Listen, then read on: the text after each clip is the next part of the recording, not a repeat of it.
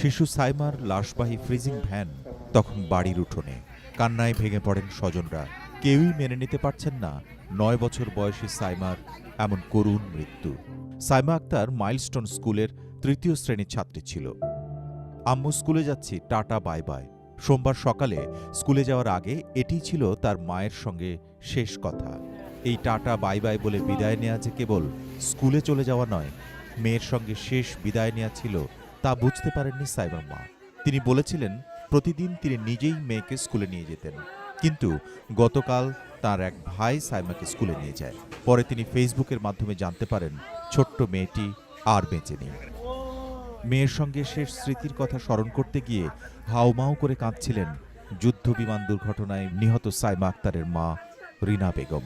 ওরা দিছে হাফে অনলাইন ফেসবুকে দেখছিল আজকে তোমার গান যাতো পরে ওরা ফেসবুক দিছে পরে আমরা দেখছি আমি আর আমার ছেলের কাছে নিহত শিশু সাইমার বড় ভাই সাব্বির হোসেনও উত্তরা মাইলস্টোন স্কুলের ছাত্র ছিল। সাইমার সঙ্গে স্কুলে যেত প্রতিদিন। এবছরই এসএসসি পাশ করেছে। ছোট বোনের লাশ দেখে কান্নায় ভেঙে পড়ে বলে, তুই আমার কলিজা, তুই আমার জান। প্রতিদিন আমরা একসঙ্গে স্কুলে যেতাম। এখন আমি কাকে নিয়ে স্কুলে যাব? তুই কেন আমাকে ছেড়ে চলে গেলি? আমি তোকে ছাড়া বাঁচব না। নিহত সাইমা আক্তারের এমন মৃত্যু মানতে পারছেন না তার বাবাও। সাইমার বাবা শাহ আলম গাজীপুর মহানগরের ২১ নম্বর ওয়ার্ডের বিপ্রবর্ধা গ্রামের বাসিন্দা।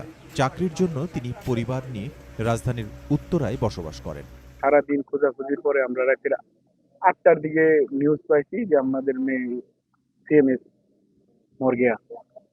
পরে আমার ছেলে যে লাশ শনাক্ত করতে, পরবর্তীতে আমি যাই। ২১শে জুলাই রাত ১:৩০টার দিকে অ্যাম্বুলেন্সে করে সাইমার মরদেহ গ্রামের বাড়িতে পৌঁছায়। পরের দিন মঙ্গলবার ১১টার দিকে গ্রামের স্থানীয় মসজিদের মাঠে জানাজার পর পারিবারিক কবরস্থানে দাফন সম্পন্ন হয়। সাইমার মৃত্যুতে পুরো গ্রামে নেমে এসেছে শোকের ছায়া। সকাল থেকেই গ্রামবাসী ওই বাড়িতে ভিড় করেন। আগুনে পুড়ে যাওয়া শিশু সাইমার মুখ দেখে কান্নায় ভেঙে পড়েন তারাও।